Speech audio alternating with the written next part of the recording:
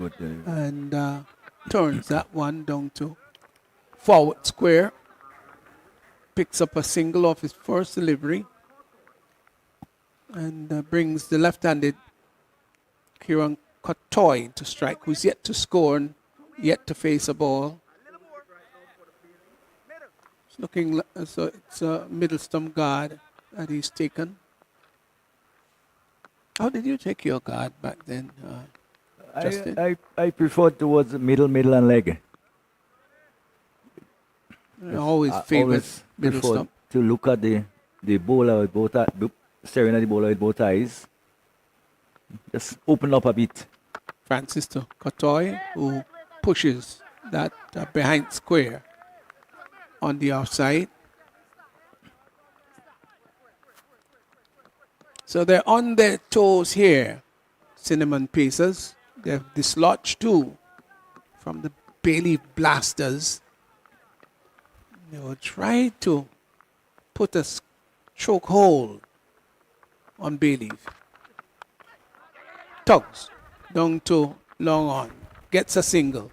Is Kotoy.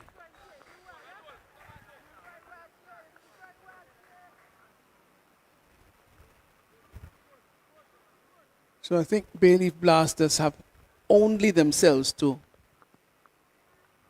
be blamed for poor batting this afternoon. As Francis will move in this time to bowl to Douglas, right-handed batsman. Looking to turn it out on the onside. Now we're going to try to make contact with Kevin Benjamin, who is mic'd up. An appeal there, a delivery which was slightly probably going down the leg side. And Francis, who in the midst of a very good spell. Oh, and what was that? Oh, it just couldn't get to it. That was a really funny stuff. The ball delivery was full down the leg side. The batsman probably trying to turn it away on the onside. As we look at it, full toss. The bat went one way, the ball went into the air, and both the wicketkeeper and the bowler converging. None of them could have gotten to it. And Douglas, lucky there that he got away with that one. So Kavon Bartholomew should be mic'd up. Kavon, are you hearing us? Yes, I hear you loud and clear. Very well. So Cinnamon Pacers, you've got up to a good start, really. You've picked up a couple of wickets in the early stages. Yeah. Your plan going to work? Yes, yes. The skipper. Hold on a bit, eh?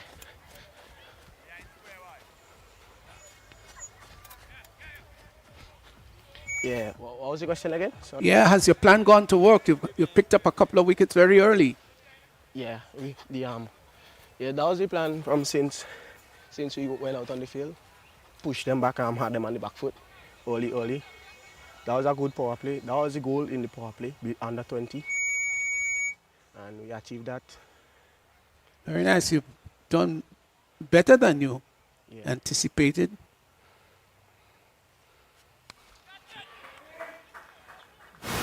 Not bad, Yeah, so delivery short, just on about the middle and leg stump.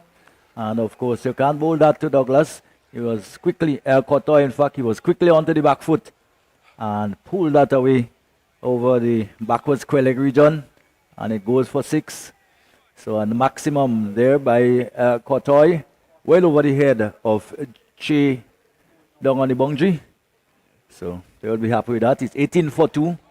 And a sweep shot now by Kotoy out towards backward square again. The fielder comes off the boundary and does the fielding. So it will be another 2. So just trying to move things on a bit. Asif Hooper trying to make it as difficult as he can. 20 for 2, we're in over number 4. And Karen Kotoy, who too haven't really gone as well as he probably hoped in the tournament so far. So needing some runs, short outside the off stump and cut away. Down behind point on the offside. And once again there is Jay Noel comes off the boundary and send what a quick return into the wicket keeper. So a single for Cotoy. It brings Douglas, Dylan Douglas into strike. Cotoy has gone to 10. He has faced 5 delivery.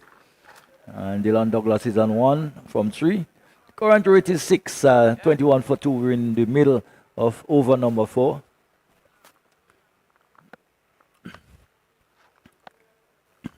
And the delivery is just turned away on the onside. And the fielder converging. 2 fielders, in fact, converging. And end up 2 runs to be had. Well-weighted shot. It was not hit hard enough so that the fielders can come off the boundary in time to cut off the second. And go to run in between the wicket. They managed to pick up 2. Douglas goes to 3. It's 23 for 2. It's the man delivery short outside the off stump, dabbed away behind point on the offside. And it's another single. So 12 runs so far in the over. And with a delivery, one legal delivery to go in the over.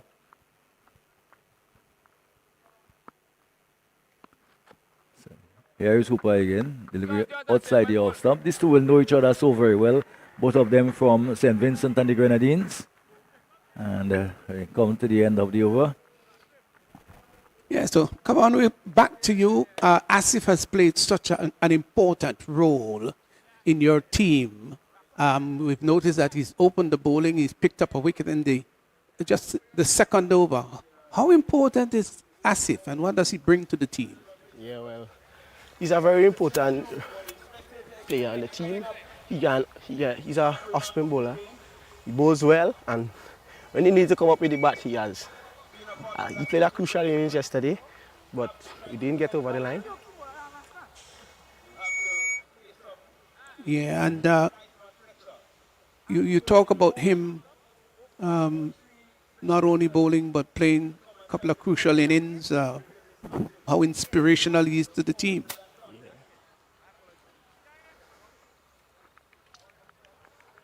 Kavan, how inspirational is Asif to the team? Oh, yeah, he's a very good player. Even though things not working, he always there behind us, backing us. Even though his heads are down, his head always up. He likes to talk. He's a very talkative man. You always hear him out on the field, man. Yeah. He's a very, very key player in this team. We're going to give you a little chance to concentrate. Yeah. Don't want a catch to come in your direction and you miss it. So Jaron Noel takes up the attack, and again, just talking to the onside. They may look for 2 here as the throw comes in. Pretty good throw, but couldn't stop the 2. Again, another shot, well weighted. Smart cricket, just rolling it into the onside. And of course, the man you were in conversation with, just having some work to do, probably left him just in time. And delivery which is swung at by Dylan Douglas, not making contact, of course. We've seen past that the slower bowlers, the pace-off deliveries, were the ones which seem to be causing the most amount of concern to the batters. That's true. Spin has picked up quite a great deal of wickets in the tournament so far. And I think the captains have read it right. What's working, then apply it. Yes. All those captains have been calling on the spinners to produce. And for the most part, they've certainly done a great job. Noel to Cotoy. Cotoy again almost going down, looking to blast it through the offside. And not making contact. 27 for 2. We're over number 5. Just get the feeling that they really do need a move on. Scoring at 6 runs and over. Projected score of 60, and think that really would not be sufficient. And Cotoy this time hitting it straight down the ground, and a dive down there, but couldn't hold on to it, and it goes into the boundary for 4. So a much needed boundary for the Blasters. And they move to 31 for 2. Kavan, what is the general mood of your camp, the Cinnamon Pacers? What's the general mood inside in terms of confidence level, etc., etc.? We'll wait on you for your answer. Yeah, man. Even though he always hold on. One more, Bowling. Jay, boy. Well, All right, back to the question. once again, general the mood- spin. This time, Jerron Noel getting one straight, and Cotoy Come on, looking Jay. to hit it somewhere probably over mid on, and not making contact. And his thumbs being shattered as we look at it again. A delivery on off stump and hitting between middle and off stump. Virtually a straight ball, which he missed. And more success for the Cinnamon Pacers as Cotoy is bowled by Jerron Noel. And we were just talking about the spin and the effects that how effective it is. And there we saw another example of it. Very much. Kavan, tell us about the general mood, as I asked a little early on, in your camp as teammates. The general mood, well, we not lose regardless. We always just come with the mindset that we're confident. We do what we do. Yeah, that is the general mood is we not lose regardless. We always have our head up. And look at your own individual performance in the tournament so far. How have things gone with you? How you feel about your own performance? It's not a bad start so far. Yesterday, then the batting, it didn't really come up for me. I'm playing today. Hopefully I get back. And I take a catch. I take a brilliant catch in the field today. Great. Yeah. We're going to come back to you shortly. Yeah. So Jerron Noel have picked up a wicket. So far has 1 for 7. And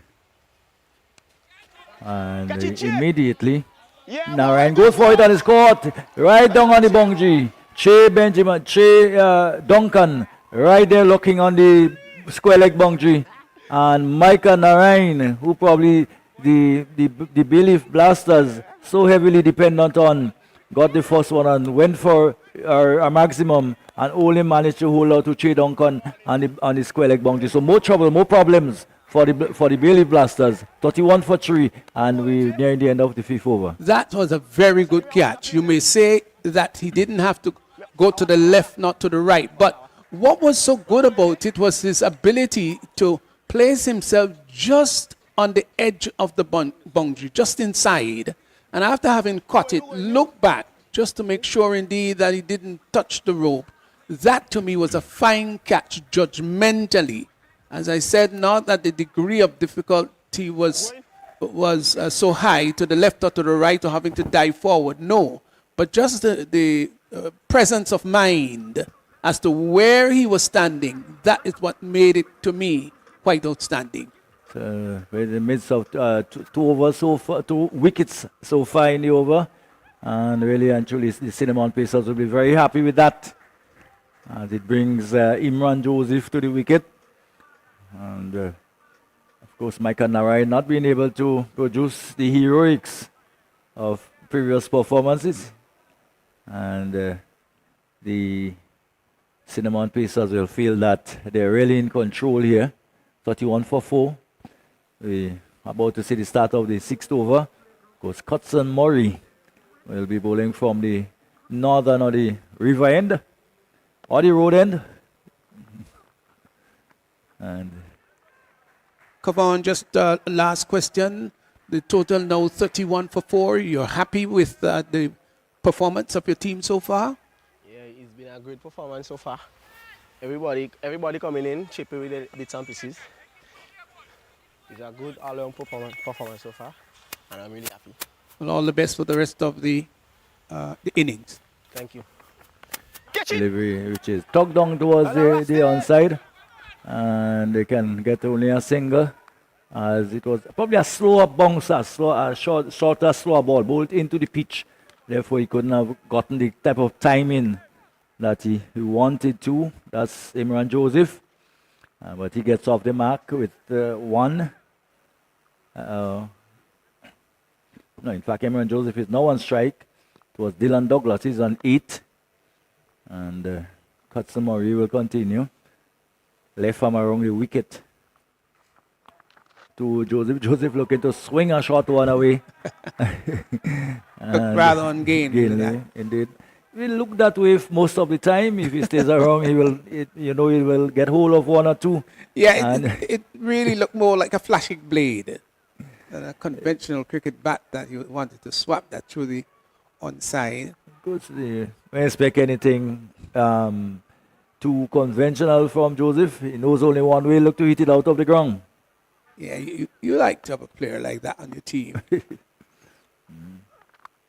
Wow. That was an interesting one. It was a delivery, it was outside the off stump and almost like a tennis shot, well, not quite overhead. But we'll look at it again and we'll describe what you see. Here is it. It was short, it was outside the off stump, and he just swatted it. Basically. But I think everybody was surprised. The umpire himself was rather surprised to see that ball coming back to him with quite a rate. Had to take evasive action. Well, it's gotten going, and delivery is turned away on the onside, so he can play conventional shots, cricket shots, as he just did. And Noel, and that's a heavyweight clash there. Well, that's two big men that has clashed there, but it's kind of things you don't really want to see in the game because somebody can get badly injured when things like that happen. But all's well, I hope ends well. Yeah, just colliding with the keeper. But they're both strong men, so no harm done whatsoever. It's not like a truck colliding with a mini moke. It's not like, you wouldn't be standing if you gotten a punch on the jaw from a heavyweight boxer. Oh, no, absolutely not. Yes. But here is and he got hold of that. He really got hold of that, Douglas. In fact, it's Joseph. And he prides himself on this type of batting, Buster. Prides himself on getting after the bowlers, aggressive and hitting maximums. That was a fine Carib power hit. It was short and onto the back foot. He rushed very quickly and lifted it clean behind square. It was an absolutely marvelous shot. The timing was superb, and the swiftness with which he was able to rock on the back foot, and then the arm speed, the hand speed was quite wonderful. Majestic, regal shot there down to backward square for 6. Welcome, boundary. 6 overs gone. All the 4s, 44 for 4. So Imran is 12, Imran Joseph 12, and Douglas. That one, given the treatment it deserved, well, they're really on fire now. That one was belted over the deep mid-wicket boundary for another Carib power hit maximum. He lifted that well. It went clean beyond the boundary. Well. So they've begun to push on. The 50 coming up in 6.1 overs. That was a fine shot, Ashley, wasn't it?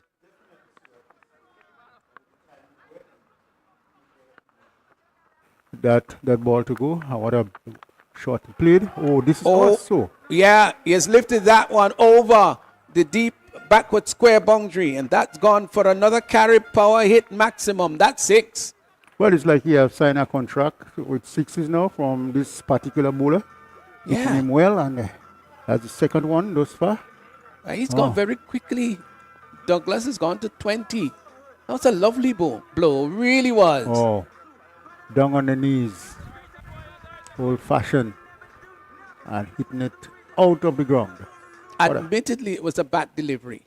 And I've seen bad deliveries bowled to players and not capitalized on, but this one was bad, and he lifted it as if to say, how dare you bowl me such a weak delivery along the leg side, and it went deep over backward square for a Carib power hit maximum.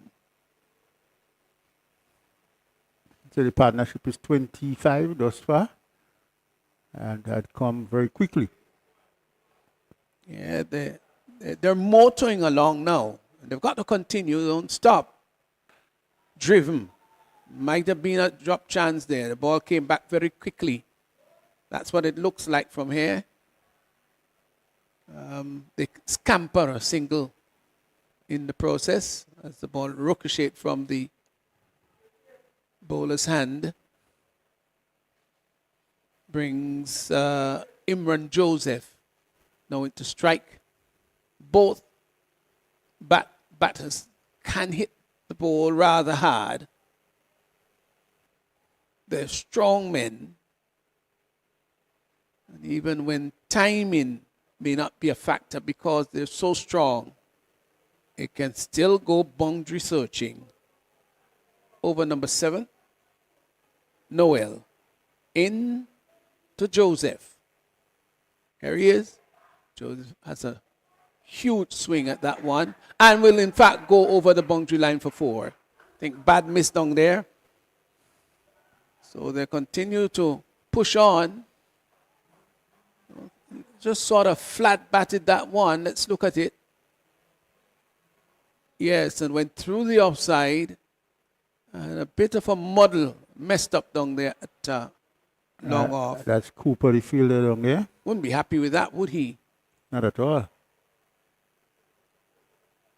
Yorker-like delivery, right up in the block hole. Just managed to squeeze it out. So the projected score is 89, but the fact that they have really begun to accelerate, they probably will go beyond the 100. Let's see.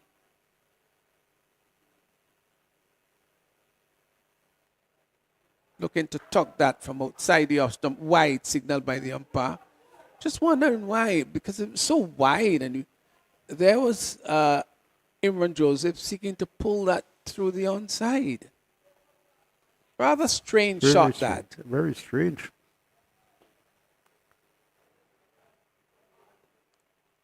A little nudge down to third man will get it all the way for 4.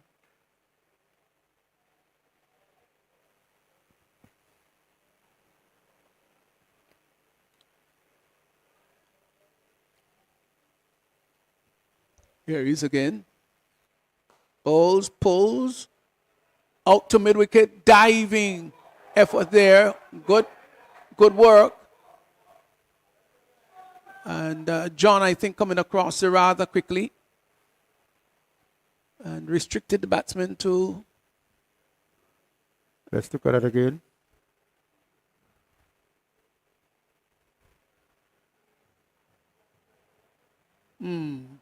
Your thoughts, Ashley? I just want to think that this ball may have, it have been 4 runs. This one If you look at it again, well, let's look at it. We'll get to see it another time. where is the ball? Where is the ball at this time? Is it in his hand? If it's in his hand, then it's 4. Yeah. The ball has just been let out. Yeah, just wondered. Looks rather iffy for me. Might well be that there was some contact with that body prior to him pushing the ball back. We'll get an opportunity to see it again. Now he is cutting it off here. Oh, yeah. Where's But the he's ball? sliding now against the rope. That's where he hits the rope. And the That's when he pushes. Looks 4-ish to me.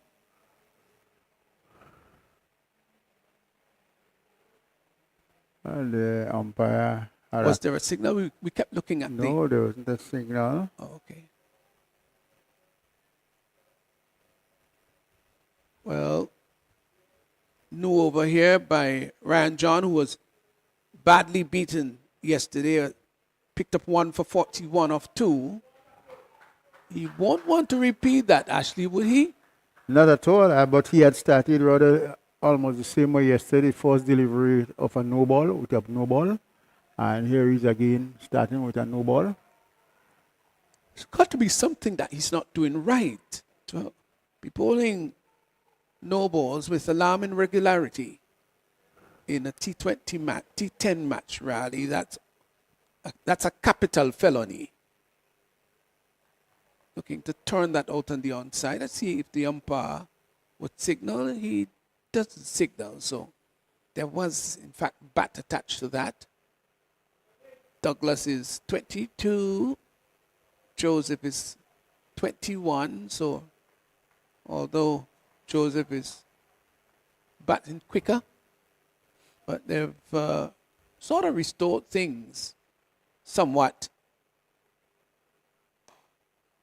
Driven down to the long on area, and that goes for 4. That was a lovely hit. Yes, a lovely hit from Douglas. And picking it up well and placing it well. 4 runs. But he didn't try to hit that ball too hard, if you notice. Just made sure he timed it well and slightly get the leg out, the front leg, just marginally out of the way. And hit that over long on, the ball carrying, bouncing its way merrily over the boundary line. Well played.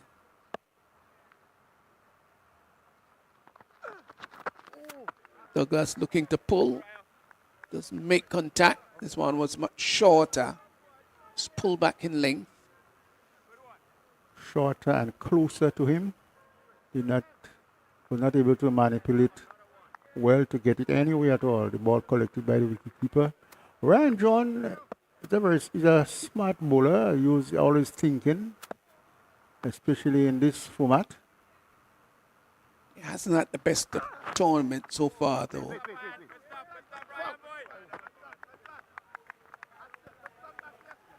And how challenging can that be, Ashley, when you're a senior player and you're supposed to be leading from the front, but your performance is not up to par? What sort of psychological effects does it have on you? Quite a lot. The other players, they look up to you. You are not delivering. You're under pressure.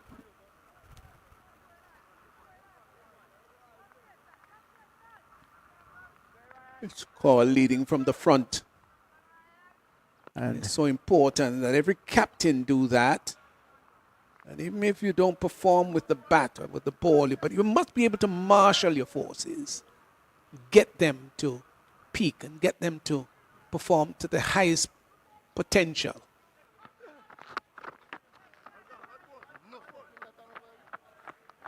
This one seems to come off the pad. Yes, confirmed by the umpire. So it's the end of the 8th over, 12 deliveries remaining in the Bayleaf Blasters inning.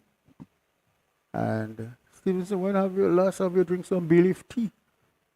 Oh, let me see. I'll just go back a bit. I must have been about 3 weeks ago, and I'm a bit disappointed with that, especially I've got a Bayleaf 3 right just behind the house. So I should be doing better than that, but I think it must have been about 2 or 3 weeks ago. Yeah, I think you should be really doing better than that.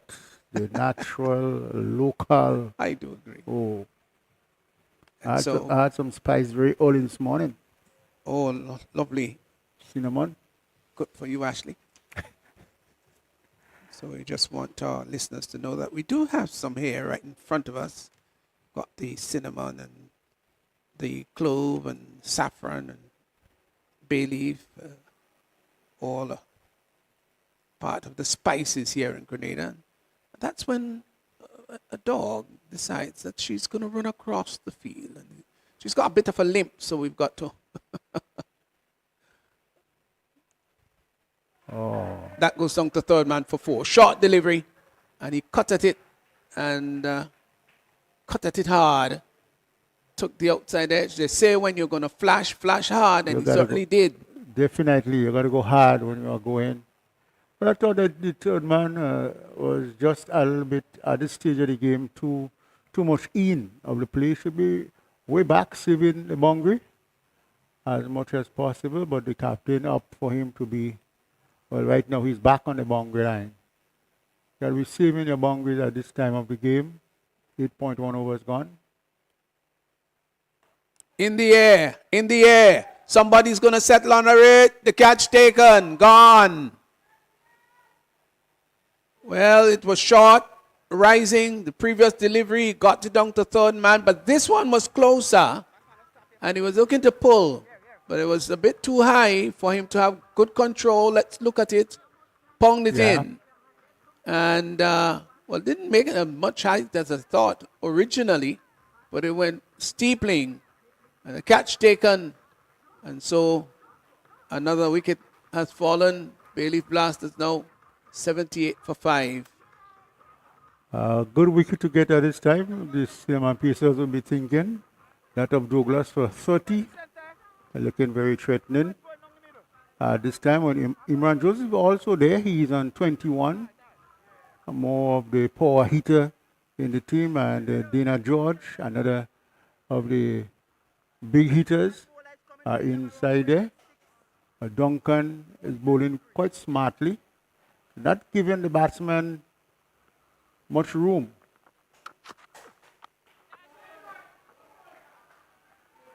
And this time, well, it was just wider and got the treatment that it deserved. Yeah, and he played it so nonchalantly. He played it actually as if he were there a good 40 minutes before. Now, that's the first ball he's facing. And boy, he just spanked it through the extra cover area. Saw it, eyes lit up, went after it. Great result. Wonderful shot that was. With ball number 1. That's amazing. This time he's inside and pulls it. It's gone all the way, hasn't it? Carry maximum. What Power a hit. shot. He kept his eyes on it, kept his position, and he placed it well. Lovely. Look at that.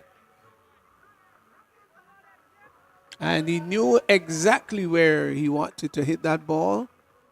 And it went right there. Down to backward square. 2 hefty blows in 2 deliveries. Cinnamon Pacers looking at they will have to chase over 100 again in the last game as Duncan bowls. Off the back foot. Hits that down 2 extra covers. Hooper comes off the boundary. Down to long off rather.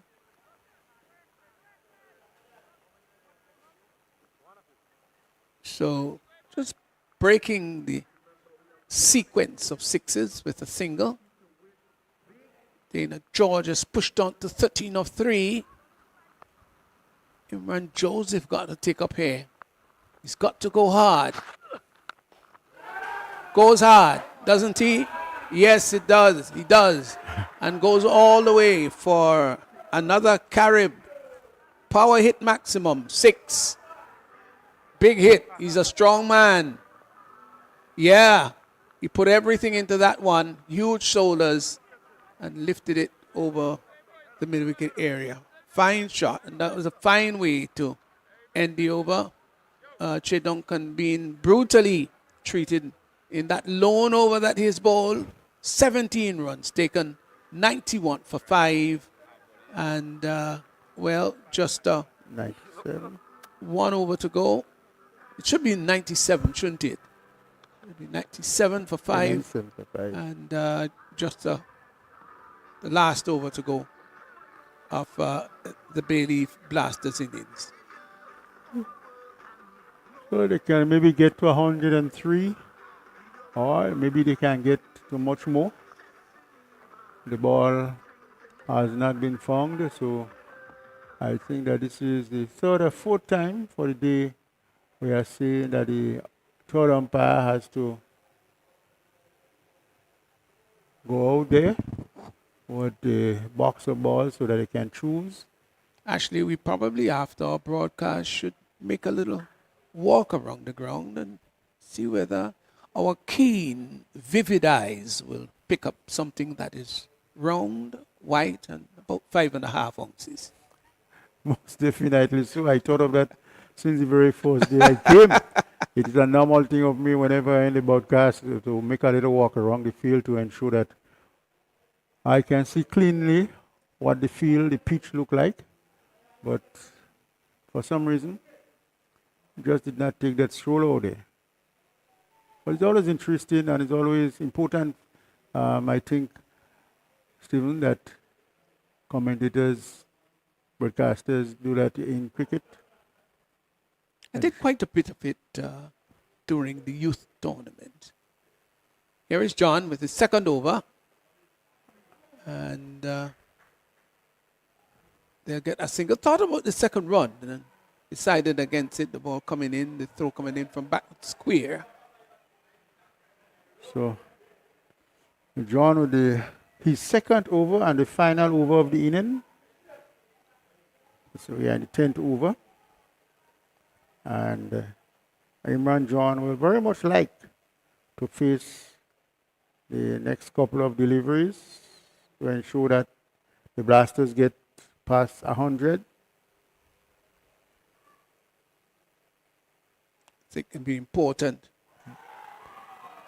Bowl him. This is smart. Right up in the block hole. This is smart, and you can see his expression there.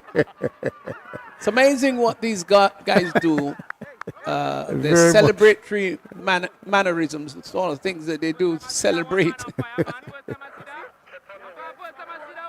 What is it? Is it a no ball? Would he be called back?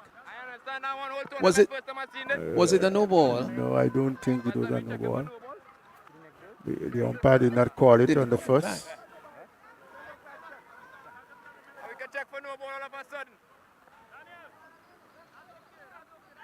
Whatever is happening there, just can't pick up as yet.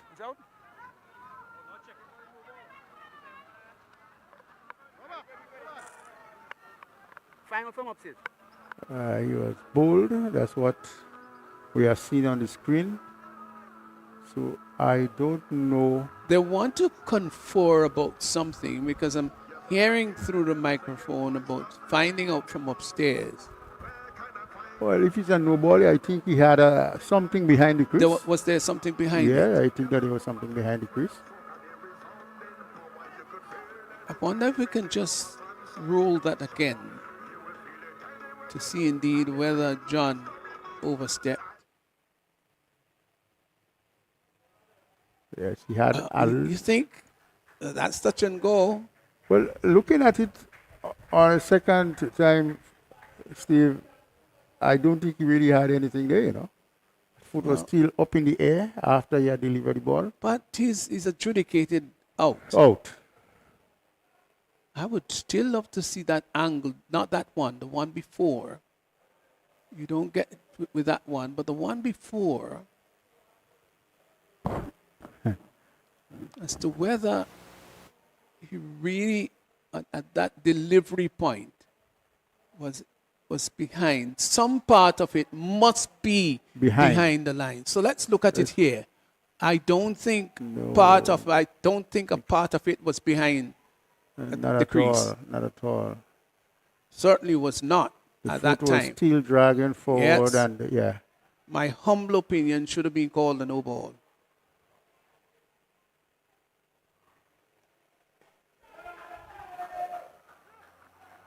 Delivery hit down to the long on boundary, and that's going to go all the way. There's a bit of sliding down there, but the ball beat him into the boundary and got 4. 102 now for 6. 3 more legal deliveries. But it's amazing that John has been called for several no balls in the tournament so far. Yes, yesterday I remember he had 3. So for today, he had 1, I think it was. And we just have to do with his run-up. Maybe he might just have to take 1 step back. Very often these players put extra pressure on themselves because it's maybe not a big match as a regional tournament, Sometimes you want to do so well that you try too hard. That's going to go down to the fine leg boundary for 4. Bad delivery, ill-directed. And must have gotten something attached to that bit of bat. And goes all the way to the final fine leg boundary for 4. So just 1 delivery remaining.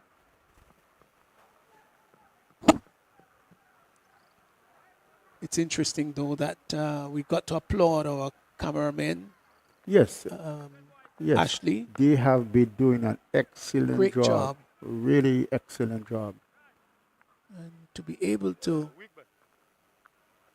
producers able to just slow that down to see whether it was a no ball. I think that was quite outstanding. Last delivery that he hits over the long off area, and that goes for 4 runs. So that completes the innings. Hit down to long off, 116 for 6, 116 for 6 of 10. Sorry, 111 for 6. 111 for 6. So just over 10 point, just about 10 runs per over needed. 111 for 6 of 10. Decent total for the Blasters. So Francis Hooper picking up 1, also John and Duncan all picking up 1, and there was a 2-wicket haul for Jerron Newell. Custon Murray couldn't get 1 in the wickets column, and 116 for 6. So I think all the bowlers have done pretty well capturing wickets, with the exception of Custon Murray, who had none for 13 of 1. You can't really say that they were too expensive.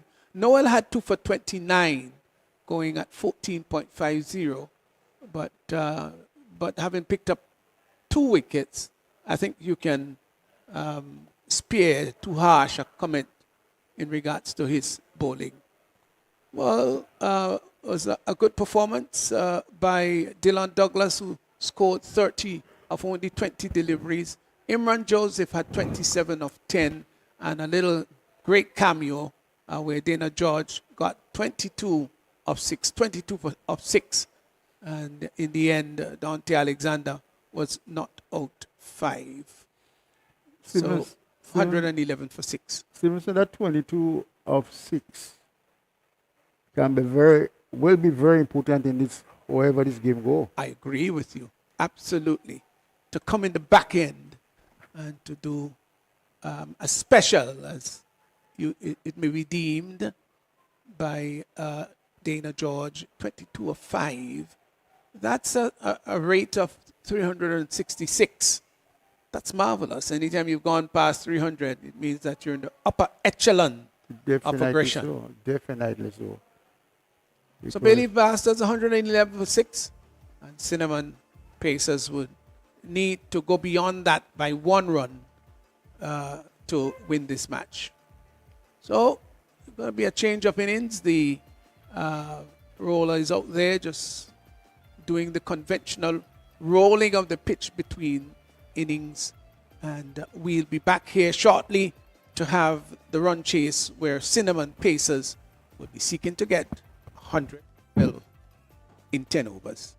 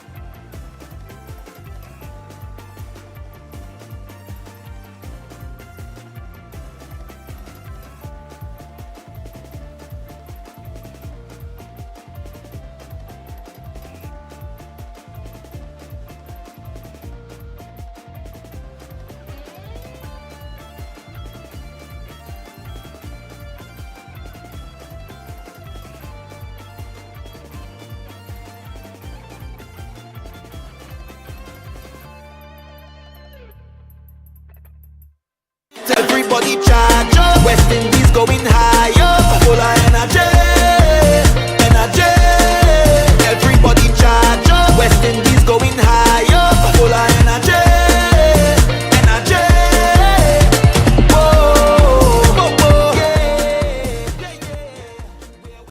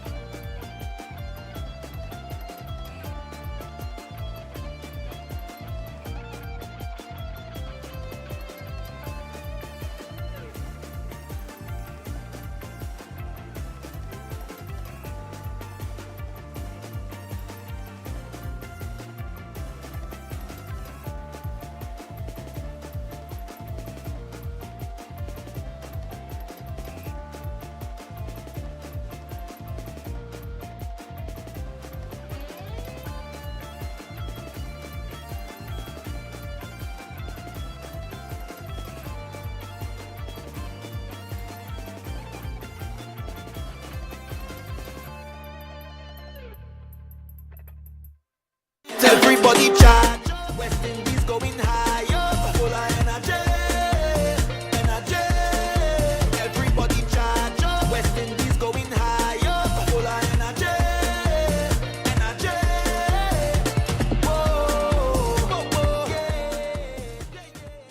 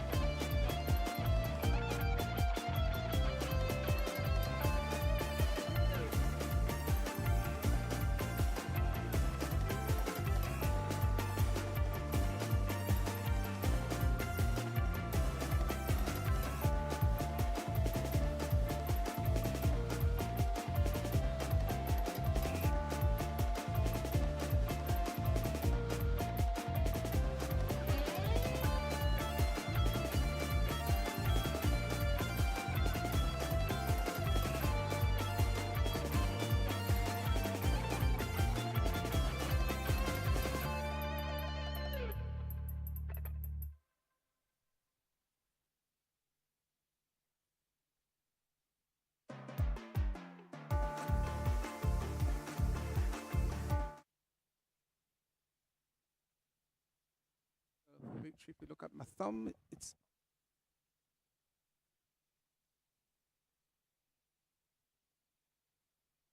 countdown of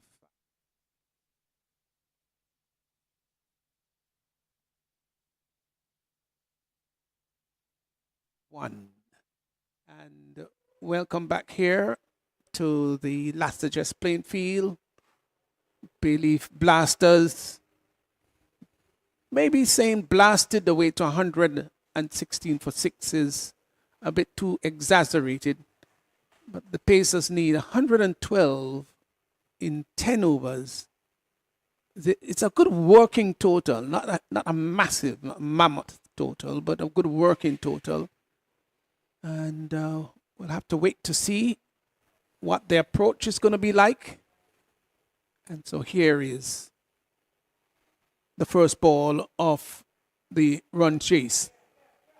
And gets off the mark immediately.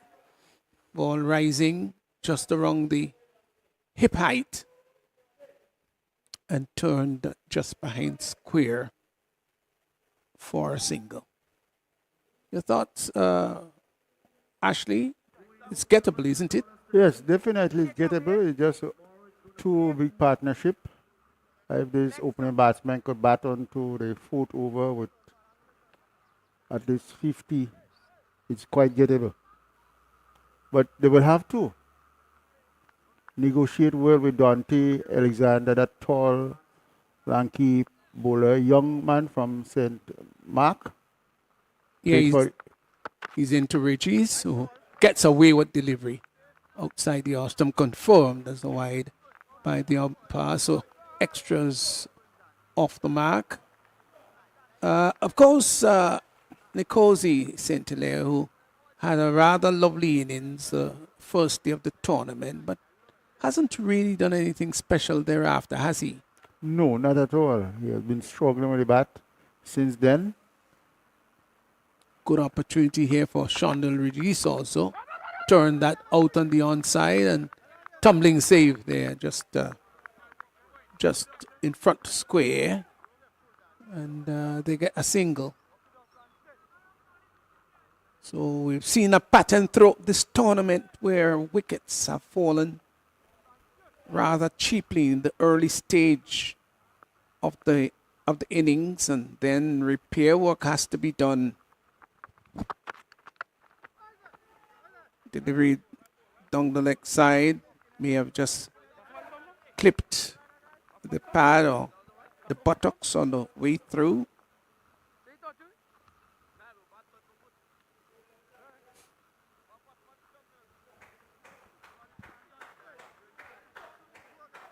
We did talk quite a lot about Shondell Regis, who was played for. Well, started off at GBSS.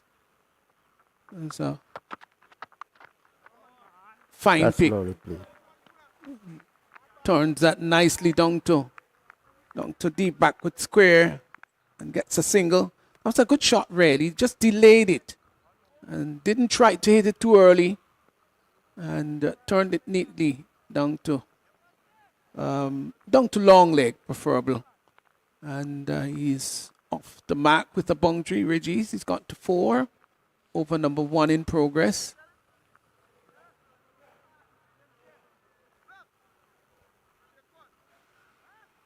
Just maybe a bit disappointing that he's not really pushed on and gone further, but he's a really lovely player to look at. Alexander to Regis. Turned up on the onside. They scamper a single. Feel that mid-wicket a bit extended. So it doesn't look as though a wicket is going to be will fall in this in this first over. All but one innings, I think, where a wicket did not fall in the first over. So here is Alexander moving in now to bowl to Hilaire, St. Hilaire, who hits that and gets a single. Down to mid-off. So the over comes to an end. So the spell has been broken for It this has been afternoon? broken. 1 over gone. and it's 7 without loss. Yes, Stevenson, that's a young fast bowler in Dante Alexander. I think if we can do some work with him, he could develop into a very good bowler. I don't know if he can reach the West Indies level, but he has quite a lot of potential. If you look at his run-up, he's still sort of scampering through rather than having that relaxed momentum to the wicket. And some work has to be done with him on that. But he has good pace. He has a good line, and he bungs the ball admirably well. And one of the coaches will have to take him and do some work with him. Yeah, and so many players just want to be assured that they've got talent, they can go big, and that's where coaches and mentors come in to help them to believe in themselves. Here is over number 2, bowled by Ramnath? Well, he was looking to hit that over mid-wicket. Seemed to have been a full toss, was it? Yes. I tried to tug that through the onside. You're right, Ashley. You should be maybe trying to hit that through extra cover or down the ground. Pulling away, not quite ready yet. He's done the right thing. When you're not quite ready, just hold up the bowler. And bowlers don't like to be held up. Don't like to go back to start from the top of the mark, particularly if they're fast bowlers. Wrapped on the pad, ball going out on the onside, a comfortable leg by. I think he'll be disappointed. Yes, and I think Ngozi is just trying to play with too much of power rather than caressing the ball around the field. I think if he can use that approach, he will get quite a lot of runs because he's a big hitter of the ball when it comes to hitting the bad balls. But most of the times he tries to play with too much of power, and I think this is really causing his downfall. Regis tugs that one down to deep mid wicket. Little bubble down there, which would allow the batsman to come back for the second run, did they? Yeah. They did.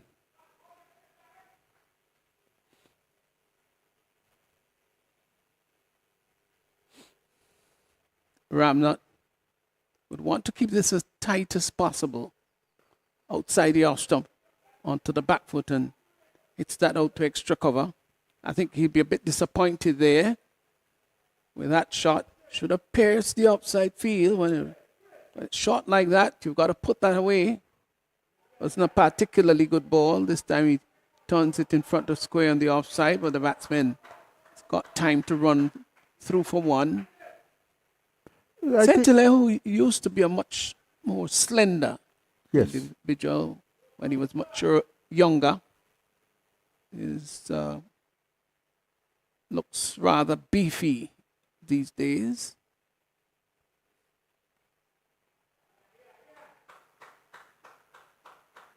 Looking to pierce the outside field, but can't do so. They're not off to the best start in the world. 2 overs gone.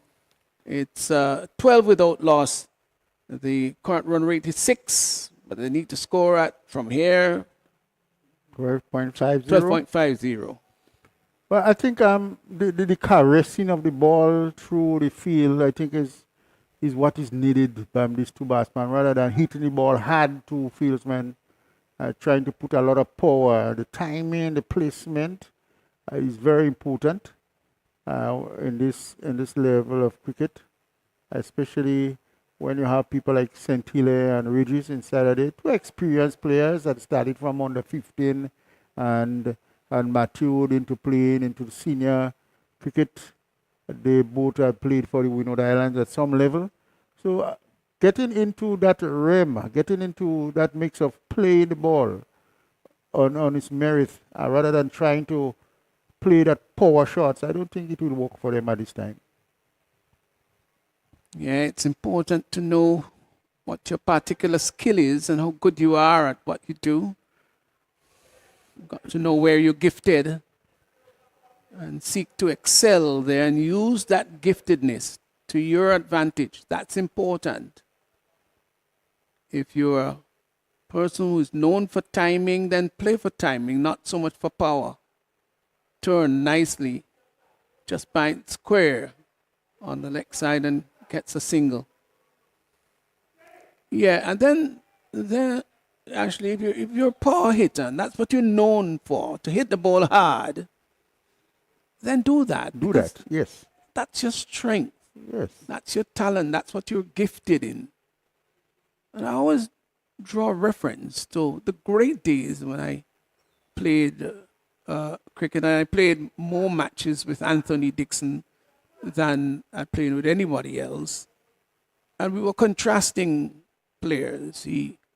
I still think that Tony Dixon hit the ball as hard as, and in some cases, harder than anybody else in Grenada and possibly the Windward Islands. Onto the back foot and cuts well. That's a good Finds shot. the gap. 4 runs. That's a good shot from Ngozi Sentile. Beautiful.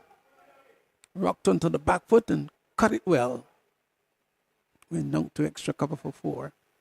Yeah, and Tony Dixon hit the ball incredibly hard. I didn't have his power, so there's no need to try to do it like he did. But as one songwriter said, did it my way. Yes, Tony was extremely powerful. I look at him once in Mount Horn. Oh boy. In the air, someone goes under it. The catch is taken, no dropped. What a miss. He looks at his thumb now. Imran, it seemed that it is Imran Joseph. Yes, he spilled the catch. Had sufficient time. Let's see how long it stood in the air. Stayed there for a long time. Running across to his right. Covered about 15 yards. Now the ball is coming into his grasp. Never looked like catching it, quite frankly. Never looked like catching it. May have overrun it slightly. And it fell out of his grasp. And this is what we were saying about Nkosi. Playing and playing with time and the ball was short and he just went into it. Bad delivery down the leg side and that beats the keeper. And we'll just wait to see what he just signal wide rather than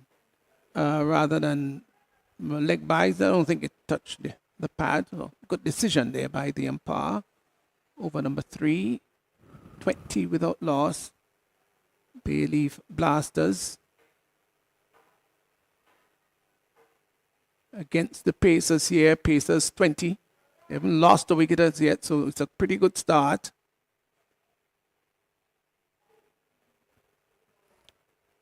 Short delivery outside the off stump. Keenly collected behind the stumps by the keeper. So the Pacers, they still need another 92 runs. And they've got to get there in 44 balls. The good thing is that they've not lost a wicket as yet, but the required run rate is almost 13. They've got to have a big over soon. Lifts that one down to backward square, and that's going to go all the way for a carry power maximum 6 runs. Carry power hit. Bad delivery. Slanting down the leg side. And yes, he got inside the line. Didn't want to cover it. No. Just helped it on its way. And that went all the way for 6. That was a lovely shot. Yes, I think if you can settle down and look at the ball a little longer, you will see a much better inning from Sentile rather than looking to place power and not timing the ball properly. So this is the 4th ball that the umpire have to get for today. Position himself well and a lovely bat swing. Beautiful. Really lovely to behold. So, one more legal delivery to go in this over.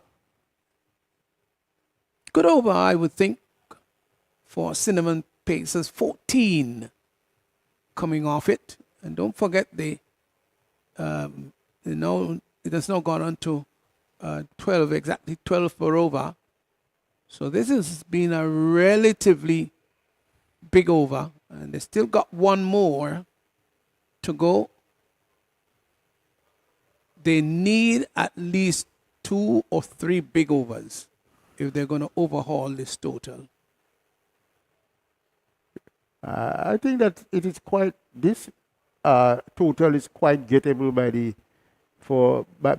Cinnamon Pacers. The 2 batsmen inside of there, if they can just settle themselves a little more and really look at the ball a little longer, I think it can be all a different ball game rather than looking just to pour the ball when the ball is not actually there as yet.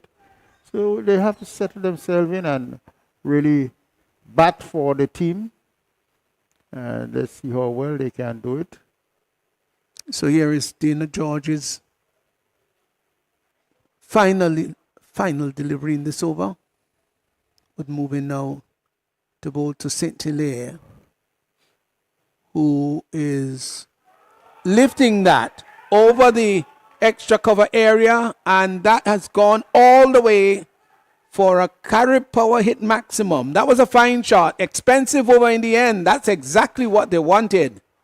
And so 20 runs coming off that over. It was sprayed outside the off stump, and he used his hands and used his reach and lifted it nicely over extra cover. That's gone all the way for 6. Fine shot. 3 overs gone.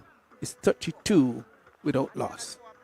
Keeping his eyes all the way on the ball, and that is just exactly what playing with power and trying to hit long before, but it's playing with precision, playing with timing, lovely, well positioned, well balanced, and hitting it nicely over for a carry maximum and taking the score into 32 without loss. Required run rate of 11.43. The current run rate is 10.6. Justin, welcome back. Yeah, and 10.6 probably just about where you want to be at this stage.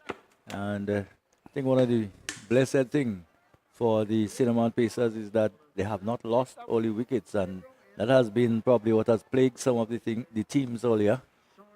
After 3 overs, they're 32 without loss. I think it's a strong opening pair, Nikosi and Regis, left and right hand combination. Regis will take strike from Joseph, who really dropped Nikosi St. Louis rather badly. Yes, bad miss. Yeah, and probably could pay for this. Remember, there are some batsmen that just don't give that type of chances to. They will certainly make you pay. And he's one of them that can certainly.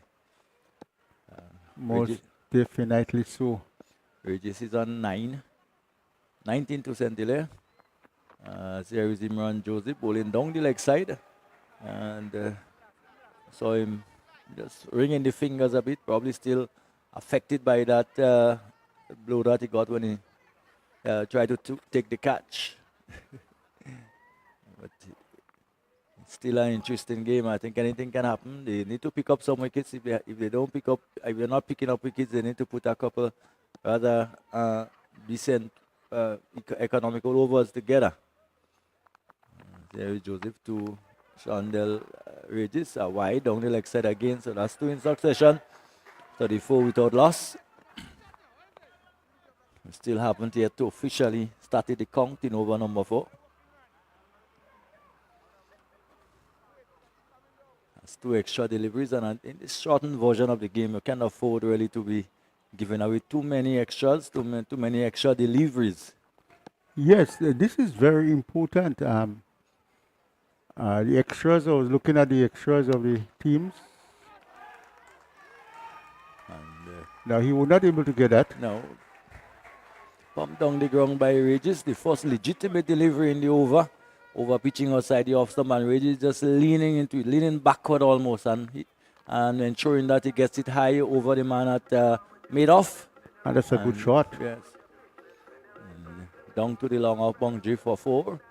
So some worries here for the captain in your picture. The delivery pitched up. Of course, the Teddy Bishop down there. And Reggie's just leaning into it and hitting it well for 4. And again, a wide down the leg side. So Joseph just not getting it right. So the Cinnamon Pacers had 6 extras in their inning, reaching 111.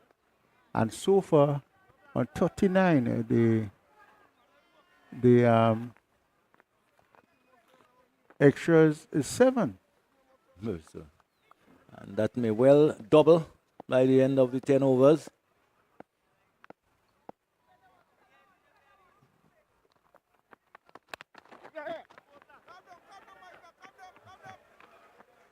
Now, this is an important, very important aspect of the game, extras. I remember in the very first semester of this T10 tournament, I was coaching the Cinnamon Pacers. And I remember when I was checking on the number of extras and looking at the tactics and looking at the different things that we were going through, just before the semifinals, I warned the players about the extras. And I remember in the first game we played in the semifinals, the extras came down to 3. From 13, came down to 3. And I remember warning them going to the finals. We gave 21 extras and we lost by 21 runs. Correct. So that can well be another extra. In fact, the one for the over. It was short and it was well over the shoulder of the batsman, of the batter. And see, that was the one for the over, said the umpire. He said the If over the ball. umpire says 1 for the over, I think that the batsman must be contented sometimes and just play the game, let the game play on. And the 40 now, 40 without loss. We're still halfway through the 4th over. And the run rate 11.8, the current is 11.43. So they're doing quite well. Yeah, 40 without loss, and you see the wicketkeeper going all the way down to the back to the bowling mark with the bowler to have some sort of a conversation, and also together with Dana George. And sometimes it's not much he's telling you. That's just the psychology of the game, part That's of the psyche of the game. Joseph, a very aggressive cricketer, whether it's in batting or bowling.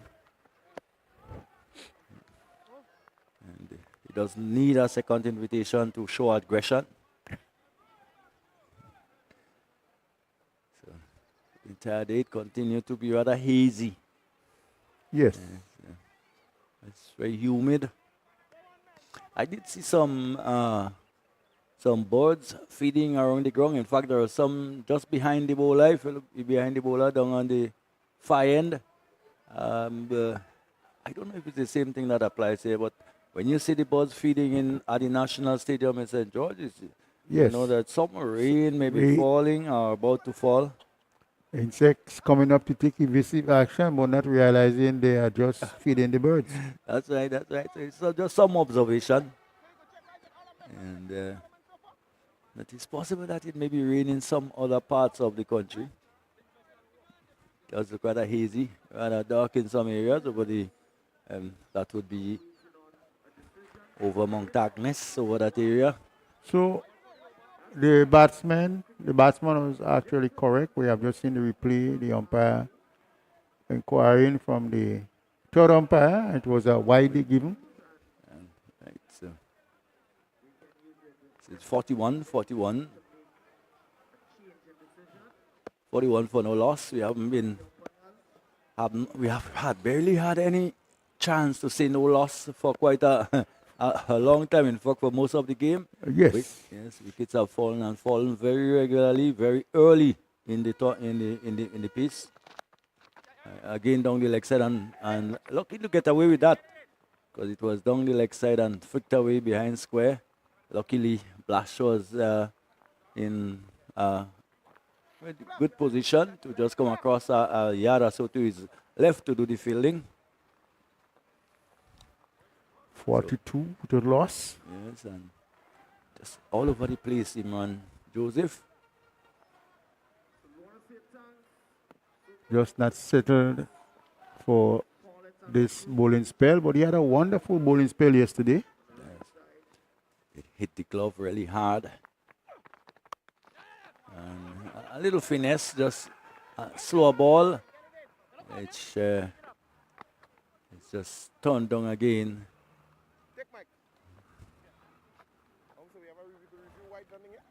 It was third man.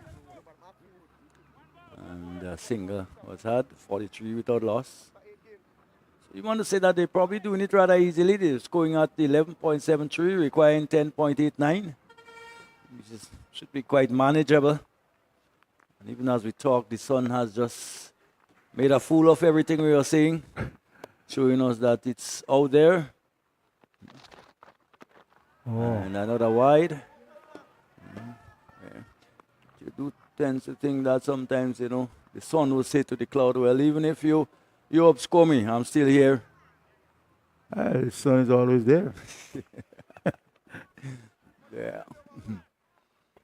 So there's constant battles between the sun and the cloud.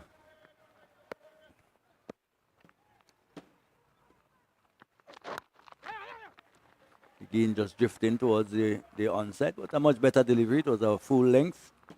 And probably wondering to himself, when will the over be finished? Yes, And he still got there's one still more to go. No, it's over Oh, now. it's over. It's over. It's over. Yeah, It's so over. it's the end of the over. Yeah, so at the end of it, at the end of 5, at a 4,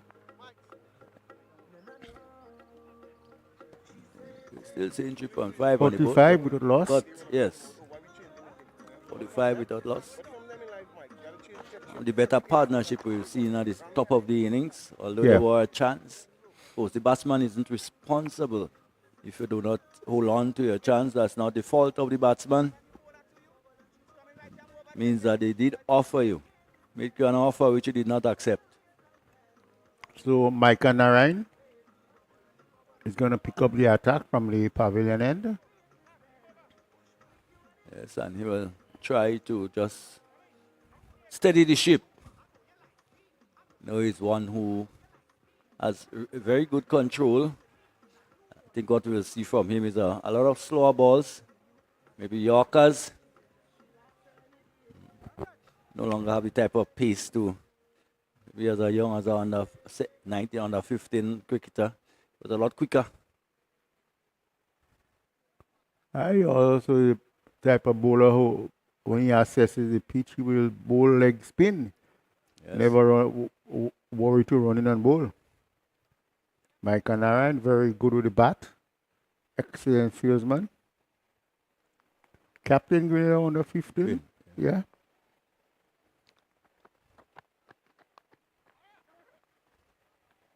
Already sort of piss off the ball and not timed by Nicosie Saint-Hilaire. He's on 21 from 12. Shondell Regis is on 15 from 11.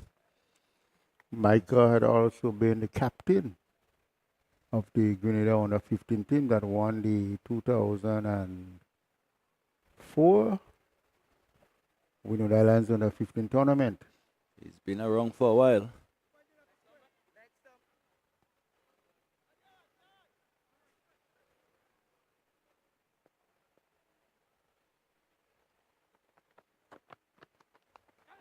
There we have the, you could almost read the marking, the writing on the ball as it goes up the pitch, very slow.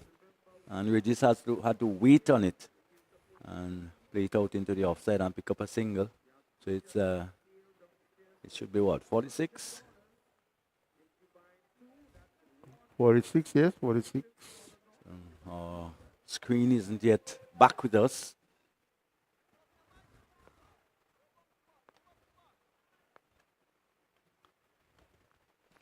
A series now in. And Saint-Hilaire goes for it. He hits it high and he hits it long. And it goes all the way. And this brings up the 50. let's say it's 52. Has floated up there to Saint-Hilaire, and he just 57, 47 it is, yes. 53, yeah, 53, yeah. So 53 after the maximum. We're in over number 5. And Saint-Hilaire this time gets one, which skips a bit low and skips through, goes through the field and will go for 4. Oh no, in fact, no.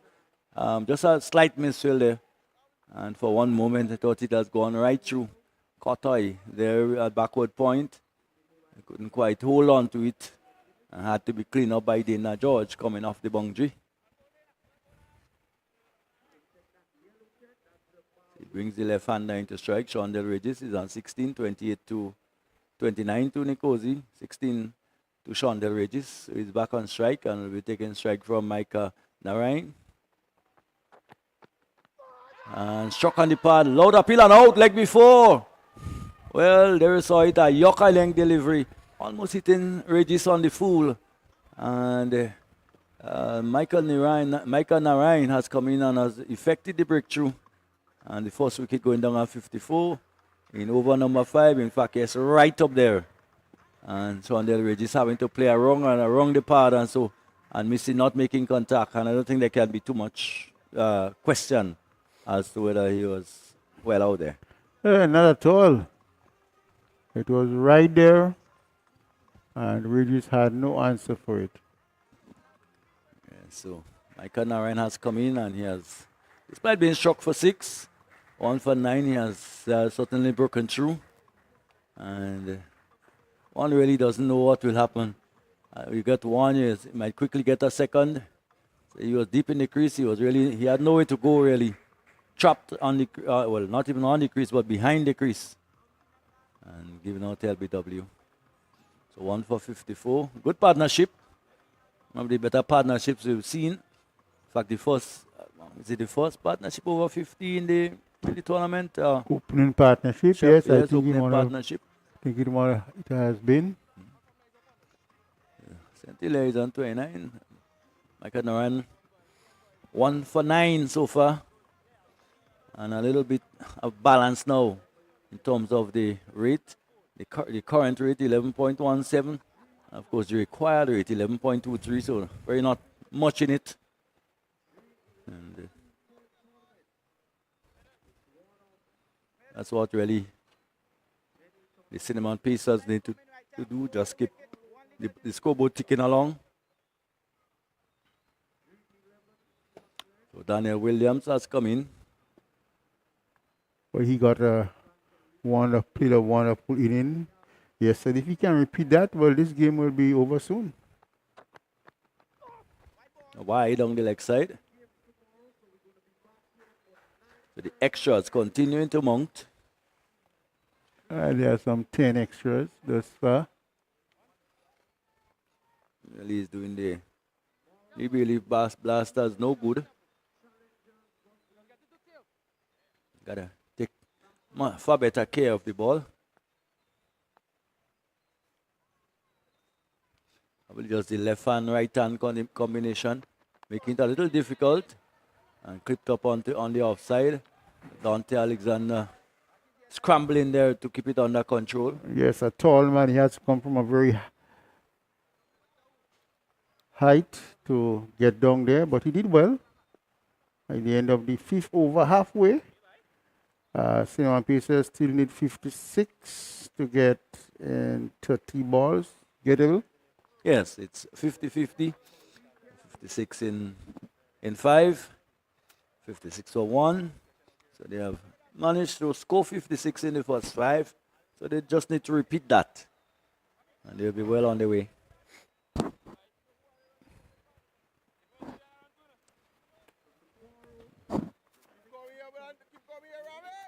Type of game that sometimes can really feature out into some kind of exciting finish.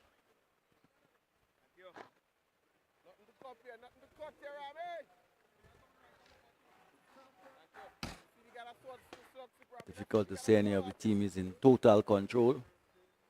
They're just scoring at the rate which is required. Ramnat, who has been very economical in his first over, comes back. And Williams driving. And there is only one run for him. So he gets off the mark. Okay, it should be on 2, Williams.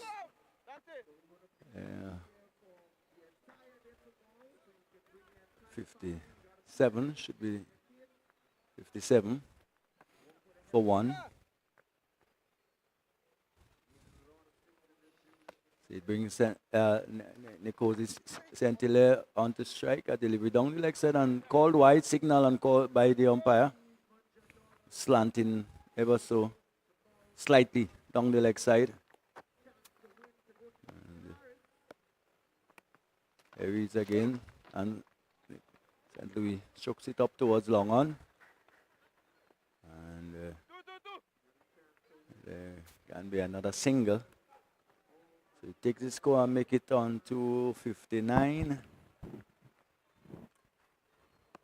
And here's Ramnath. Good delivery again, just beating Williams there a little bit for probably for pace. The ball bouncing a bit. Williams was into the shot, seemed to be into the shot a little bit too early, but managed to pick up a single on the offside. Ramnath ball shot, it's struck in the air. This time, will it be taken? It's high in the air and it has dropped safely. As the delivery struck in the air on the onside and scrambling 60 for 1. There's 3 deliveries left in the over. Ramnath will want to finish strongly.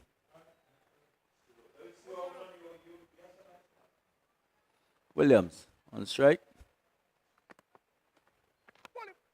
Ramnath pongs down the ground. That will probably go all the way. Yes, it does. So a delivery on the pad, and Williams, who we saw quite a bit of yesterday, he did play a magnificent inning yesterday. This time, he pitched up on the pad and easily pumped over the boundary for 67 for 1 with 1 ball to go in over number 5. Well, Williams really likes it in that area, and once you're going to drift there, he's going to dispatch it. Here is Ramnath, as I said, needing to finish strongly. Well, as the ball is struck down to long on with Teddy Bishop. He's stationed for a single, so that's the end of over number 6. At the end of it is 68 for 1. St. Louis is on 31 from 17. Daniel Williams is on 10 from 5. Ramnath has finished his 2, not for 15. And the Cinnamon Pacers 68 for 1. Still requiring 44 runs in the next 4 overs. And I ask the question probably, which of the teams will break first? What do you think, Ashley? Well, Belief will have to get some quick wickets here. And if they do, they can put the Cinnamon Pacers under some pressure. But if they don't get wickets, and these 2 batsmen continue how they are going there, at least 2 or 3 big overs, could just take them home. Imran Joseph, who struggled a bit in his over previously, has returned. It's a crucial time. Reminding you that you can be here very early tomorrow morning at 9:15. In fact, start tomorrow morning. There are 3 games scheduled tomorrow. And Chinese will do the post-match in leaving for the evening. Oh, sorry. Right, so. 44 needed in 24 deliveries. I was saying we probably won't see Rondell this evening at least. Williams on 10 from 5. Saint-Hilaire 31 from 17 as Josie bowls to Williams. This time not a An bad exciting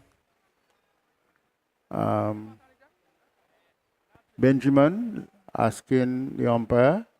He's not interested. So the required run rate is 11.48. Currently, Cinnamon Pacers are at 11.3. So remember, there are 3 games tomorrow, please God. The action starts at 9:15. As a full toss is hit in the air and over Teddy. And that will go what? 1 bounce into the boundary it seems. And it's 6. In fact, it goes all the way. So not much could have been done there. He was well inside the rope, and probably that is what Joseph was saying. You should have been back, my son.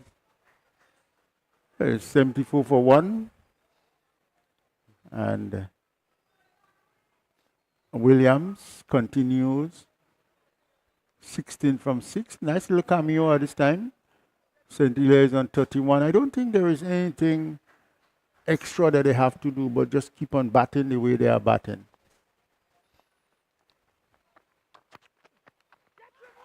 He's going for a pull on the onside. He's thrown it up. There's an appeal for caught behind. And the umpire so far is on move. Probably will. He's out, in fact. He's given out. In fact, he probably looked across to his left at the other umpire, maybe just to see confirmation as to whether he did carry. And from here, yes, it looked like he carried cleanly. And therefore, the batsman Daniel Williams has to go. He has to go for 16 from 7. So, still chipping away. 74 for 2.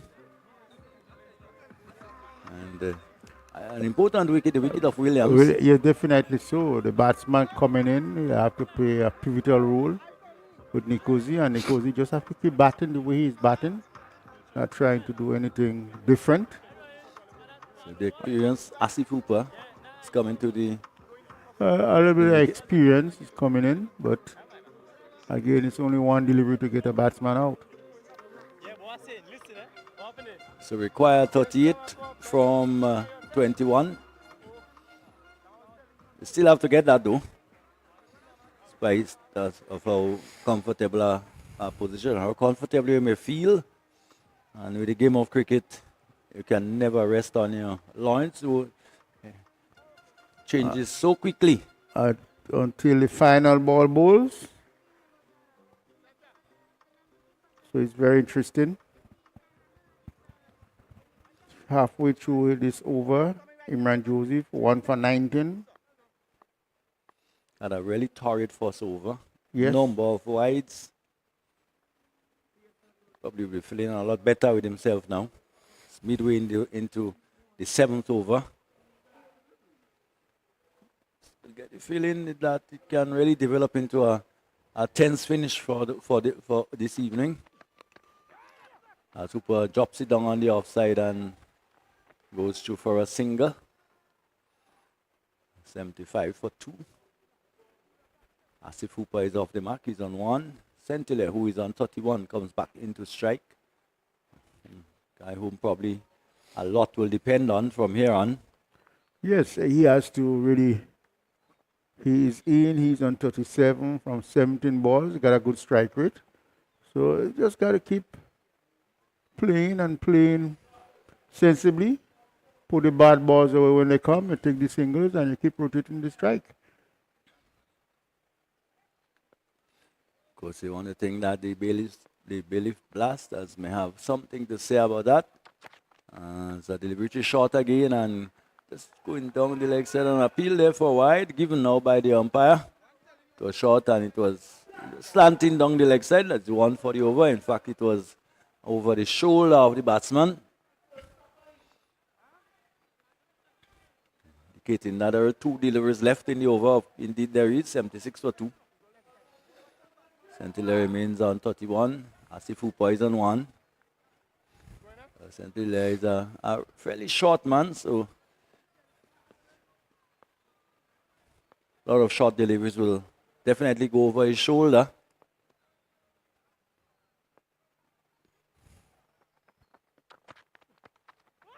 And he gets under this one and it gets it away. This goes a long way for 6. Oh. So Imran Joseph losing his line. What a beautiful shot. Yeah, but badly losing his line. Bowling it down Well the leg timed. side. Oh, Yes. look at it. Well positioned, well timed, and well placed. We see a lot of those from him Magnificent. in the first game. We saw a lot of those from him. Just this pick up on his pad, basically. Anytime you pitch in that area, just pick it up and launch it down in that area. And it has gone a bit out of the arena and will be picked up by someone outside the ground. And certainly that will help. Second power maximum, second maximum in the over. So it's another expensive over by Iman Joseph. So for 1 for 27. Oh, look at the lovely position. Look at the eyes following the ball. Beautiful sight. Really not Cameraman on track. the type of line you would want to be employing at this time. 82 for 2.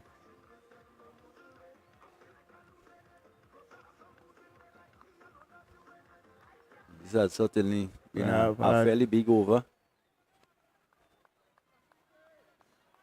13 runs of the over thus far. Got one more deliveries to go. 30 runs of 19 deliveries. Falling on the bunks. And one more. 83 for 2. And St. Hilaire moves to 38 at the end of the 7th over. So it's 18 deliveries to get 29 runs. And the required run rate is 9.67. The current is 11.86 with 8 wickets in hand. The possibility is that Cinnamon Pacers can walk out here with victory, all depending on what happens in the next 3 overs. So change of glove for St. Hilaire. Once again, his son has lost the battle against the Cloud. Cloud has really taken over. It has clouded a bit more, in fact, in the last half an hour. And we're no longer just seeing rather glazed shadows of the players out on the field.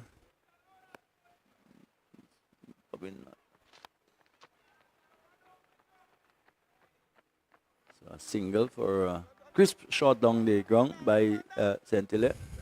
84 for 2. Probably not the close to probably the darkest we've seen Yes. for the day. For the day, yes. Sun is totally obscured. Of course, we're winding down, we're getting into the evening.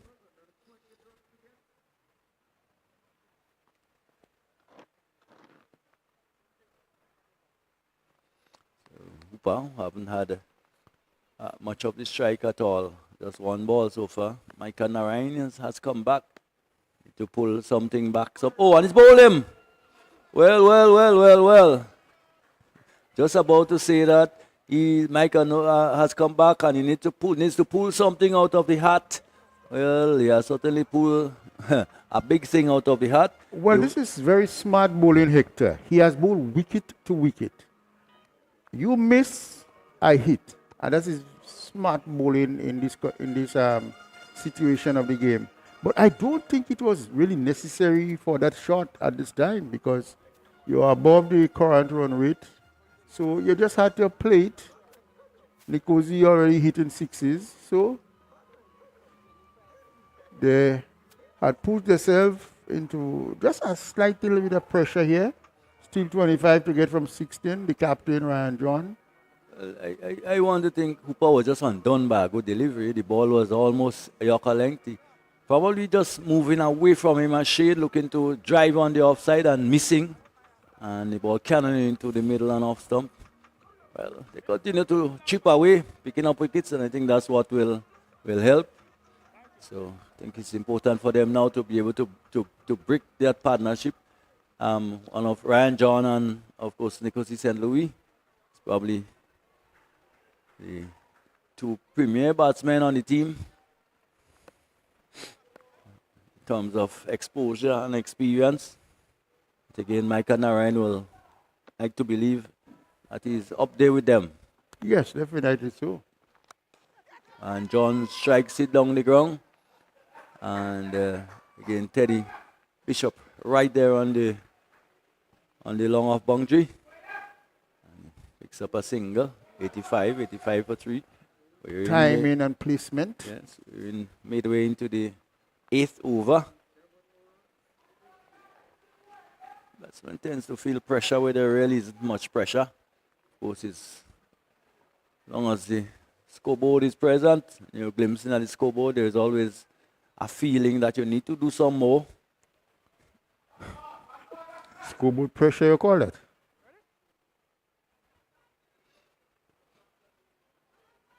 So it seems like he's running on the pitch and the areas where... I think he just had something behind. I think they was reviewing the no ball. Just had something behind when he landed. He's not a culprit of no ball. Well, it's a no ball, in fact. I thought no he ball? had something behind, but no, the umpire ruled that he didn't. It was a very close thing. You look at the landing. I think with the no ball, it has to be where the initial landing was. Not where you finished, but where you landed first. But it's a free hit and a chance for Saint-Hilaire to really make it count. Got to capitalize. A 6 will take them to 92 and getting closer. Remember, it's 112. And it goes high into the air. One-handed. Where has that gone? That has gone down to the long out and he's what has happened? One bounce, in fact, down to the man at long on. And because the St. Louis hands coming off the bat. Let's look again at what happened. He was taken, but it's a free hit, of course, we know. He was caught down there. But of course it was a free hit and a boundary to follow that. So one can hear the applause as the Cinnamon Pacers gets closer. And it's 92. 92 for 3. 20 runs still to get. Yeah. In 14 deliveries. Yeah. So it should be gettable. Rather easy. One should not. I don't say you can't, but you probably should not lose the game from here. From here, yes, I do agree with you. If you're Cinnamon Pacers, 92 for 3.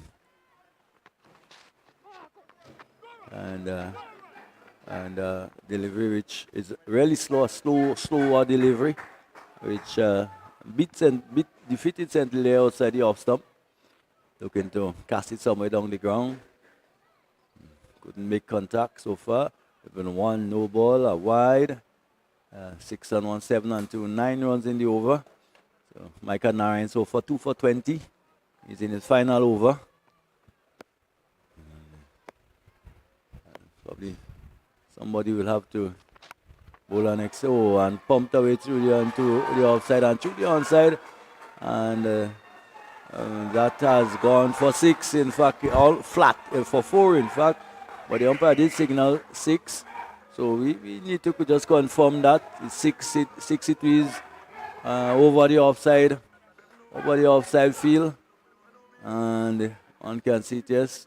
Oh, in fact, it's just almost through the hands of the fielder there at deep extra cover, deep cover.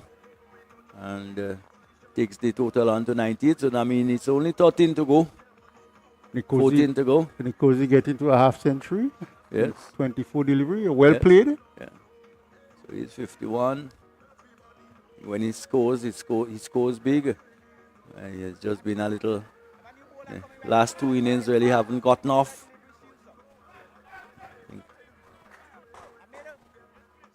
Very important cog in the batting of the Cinnamon Pacers.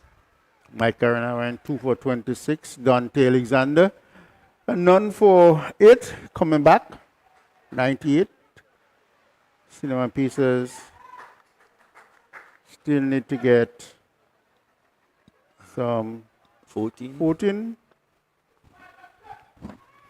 of 12 deliveries. I expect they will. And they'll probably try to get it in this over. Well, not with this attempt by Nicosi St. Louis. It was a slow ball, apparently. That's Ryan John. Ryan John, yes. And when you're that tall, any variation in pace can be very difficult to pick. Very difficult to pick. Very important. Well said. Could imagine the batsman in the days with Joel Garner. Yes. Very difficult. Come from a tremendous height. Got to Ryan John in behind it and just tucks it away. Down to third man. Blash comes off the boundary. And they've gotten some extras. So quite slippery. They might get another. And Teddy Bishop there just ambling in from the boundary. Not really alert at all. Not showing no great urgency. Can't afford that. 101 for 3. Probably they have given up already. Definitely so. Sloppy bit of work from the fieldsman down there. With 11 runs still needed from 10 deliveries. Minding you all the time that play starts very early tomorrow morning. Starts at 9:15. Of course, there are 3 games tomorrow, Saturday. And high into the air. And that will go all the way again. That's a 6. Beautiful shot. Yes. You can't ask for a better shot at this time from a man who is in form. He races to 57 and 107. So the Cinnamon Pacers need only 5 runs to get for victory. And there are 9 balls remaining. And it must be 9 runs remaining. So, sorry, let's see, it's 5 runs. Cinnamon Pacers, yes, coming up now requires 5 runs in 9 deliveries. So they definitely want to finish that in this over. I don't think they would want to go beyond this over. It's just one strike away. Definitely so. Yeah. As the mountains here at close to Las Vegas begin to get more hazy. No threat of rain. As is under bowls. And there is gone. Magnificently played. What a shot. And I think that's the shot of the day. And that's it. That's the end of it. That's the end of it. Cinnamon Pacers coming out on top. Again in victory here. 113 for 3. Nico Zicentile not out on a magnificently played 63. And Cinnamon Pacers winning by 7 wickets. Bailey Blasters. Good total.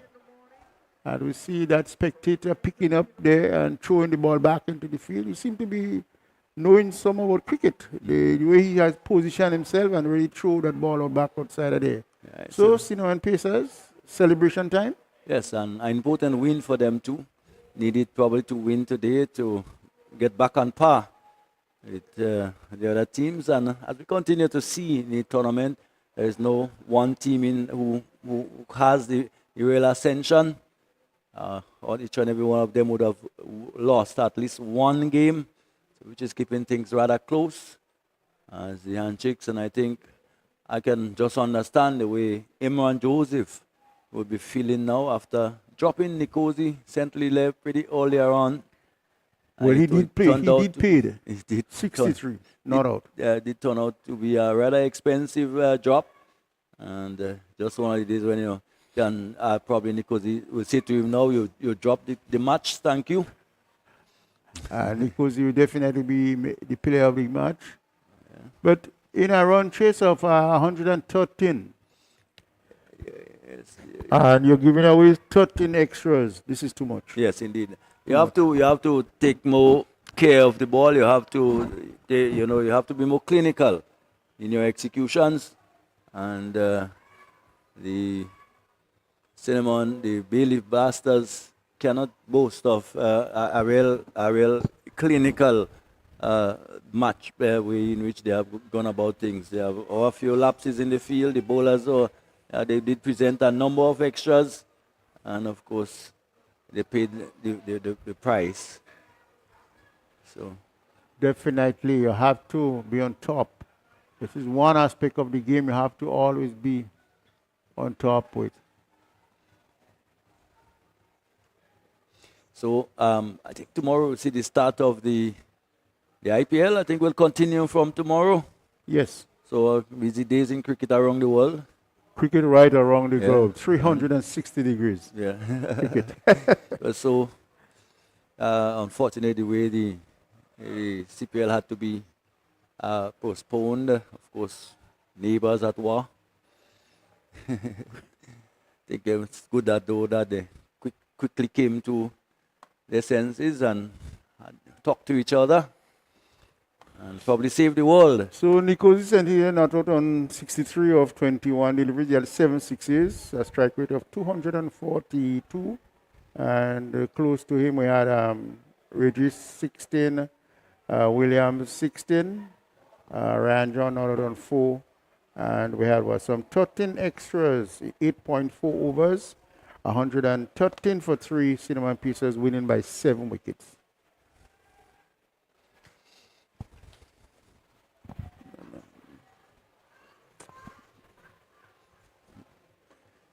So we are with 113 for 3, extras, generous 13.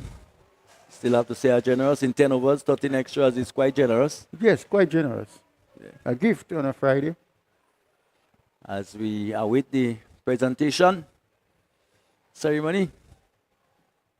And of course, as soon as that is ready, we'll send you down to... So the Bailey Blasters, 116 for 6. Douglas 30, Imran John 27 of 10. And we had Dina George Kami of 22 in 6. 2 wickets for Noel, 1 each for Francis and Hooper. Cinnamon Pieces getting there. 113 for 3 of 8.4 overs with Nicosi Sentile not out on 63 of 26 deliveries. Sean Regis had what? Some 16 of 4. And Daniel Williams, he had 16 of 8. Micah Narayan, 2 for 26 of 2. Imran John, 1 for 28 for 2. And Dante, none for 23 of 1.4. Cinnamon Pieces winning by 7 wickets. So a welcome victory for, of course, the Pacers, having lost their previous encounter and are in danger probably of slipping a little bit further behind. But a victory today, of course, will, as I said, bring them back on par with the others. So far we have had no unbeaten teams in the tournament. Everyone would have lost at least one game. And so it speaks to the competitiveness of the tournament. And this is good for cricket. Of course, the West Indies have selected a captain. And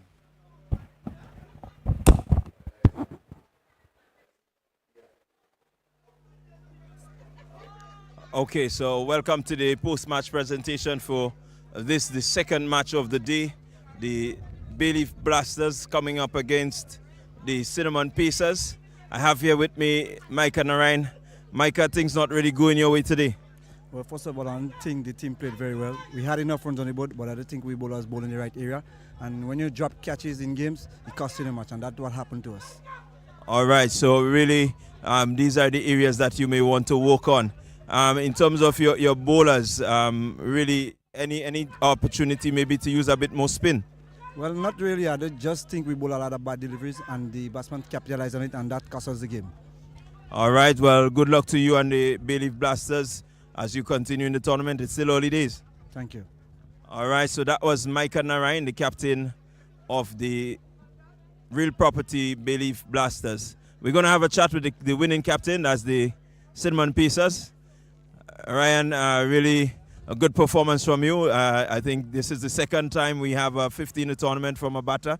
What's your thoughts on your team's performance? Yeah, we did really well today. Obviously, we started well again in the power play. We lost it a little bit in the middle phase, and then came back to bat. And I must commend Nicosi. He did really well again for us. And we always stress on one of our main batters having to bat through the innings, and he did just that. And we must commend him for that. All right, so you seem to be gathering a bit of momentum. Tell your fans where you're heading. We're definitely looking for the title, but obviously we have to take one match at a time. So we're not going to look too far ahead, and let's see how it goes. All right, well, thank you very much for chatting with us, Ryan, and good luck in the tournament. Thank you very much. All right, so that was Ryan John. We're going to go straight into the presentations. We have the power hitter, we have the impact bowler, and so we're going to call on the president of the Grenada Cricket Association, Mr. Norman Gilbert, to present the impact bowler, and that goes to none other than Jumal Francis. All right, we're just going to quickly have a chat with Jumal. Jumal, good returns for you today. Tell us what's your thoughts on your performance. I just go to the plan today, keep it tight on the body and no extras. All right, so we've seen you last year in the tournament. We see you this year coming into your own. What can the Jumal Francis fans expect? The same thing, keep the same plan, no extras, minimize the boundaries and have a good power play. All right, so that was Jumal Francis, y'all. That's one of our under-19 players, really coming good today. So kudos to him. We are going to go to the next presentation, which is the Carib power hitter, and that goes to none other than Nkosi Saint-Hilaire. And really dispatching the bowling. And well, I'm not going to get in. I'm just going to allow him to be presented also with the man of the match.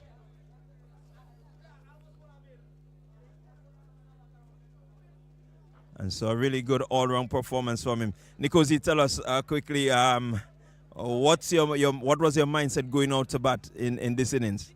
Well, we had a team plan, and the plan was to go at the run rate 11 and over, and we were successful at it, and just end up getting a few big hits at the end to bring it home quickly. All right, well, you seem to be the man in form in this tournament so far. Second 50 being notched up. I think possibly you may be the second or third highest scorer. How does it feel, being out there and really striking the way you are? Well, I feel good, but I'm looking for consistency. All right, so consistency in performance. Well, definitely. I want you to just quickly tell the Cinnamon Pacers fans what to expect from Nkosi Saint-Hilaire. Well, I just want to entertain the fans and to do as much as possible for my team. All right, so there you had it. That was Nkosi Saint-Hilaire, and he brings an end to the post-match presentation. We want to just let you know that we have come to the end of day 5 of the Dream 11 Spiceisle T10 Season 5. We're heading into day 6 tomorrow. We're going to have 3 games coming at you as early as 9:30. And so we want you to be locked in. We're going to bring you all the action right here from the Las Vegas playing field in the Season 5 of the Dream 11 Spiceisle T10. Until then, C.R. John, Justin Hector, Stevenson Worm, Ashley Cummins, the production crew, TNR Communication, and all the persons who helped to make this possible. We say good evening. See you tomorrow.